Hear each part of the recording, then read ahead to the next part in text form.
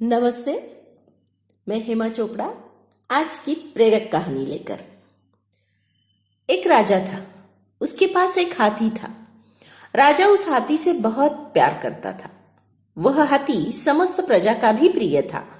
उसकी प्रियता का कारण यह था कि उसमें अनेक गुण थे।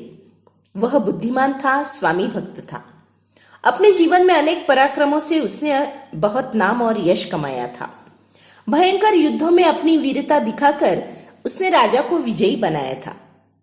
अब वह हाथी धीरे धीरे बूढ़ा हो रहा था। उसका सारा शरीर शिथिल हो गया, जिससे वह युद्ध में जाने लायक नहीं रहा था। एक दिन वह तालाब पर पानी पीने गया। तालाब में पानी कम होने से हाथी तालाब के मध्य तक पहुंच गया। पानी के साथ तालाब में कीचड़ भी बहुत था। हाथी उस कीचड़ की दलदल में फंस गया। वह अपने शिथिल शरीर को कीचड़ से निकाल पाने में असमर्थ था। वह बहुत घबराया और जोर जोर से चिंघाड़ने लगा। उसकी चिंगाड़ सुनकर सारे महावत उसकी ओर दौड़े। उसकी दयनीय स्थिति को देखकर वे सोच में पड़े कि इतने विशालकाय हाथी को कैसे कीचड़ से बाहर निकाला जाए। आखिर उन्होंने बड़े बड़े भाले भोंके, जिसकी चुभन से वह अपनी शक्ति को इकट्ठी करके बाहर निकल जाए, परंतु उन भालों ने उसके शरीर को और भी पीड़ा पहुंचाई, जिससे उसकी आंखों से आंसू बहने लगे। यह समाचार जब राजमहल में राजा को पता चला तो वे भी शीघ्रता से वहां पहुंचे। अपने प्रिय हाथी को ऐसी हालत में देखकर राजा की आंखों से आंसू बह निकले। कुछ सोचकर राजा ने कहा, बूढ़े महावत को बुलाया जाए। बूढ़ा महावत वहां पर आया और हाथी की दयनीय अवस्था देखकर उसे भी दुख हुआ। उसने राजा को सलाह दी कि हाथी को बाहर निकालने के लिए केवल एक ही तरीका है, और वह यह है कि युद्ध का नगाड़ा बजाओ और सैनिकों की कतार इसके सामने खड़ी कर दो।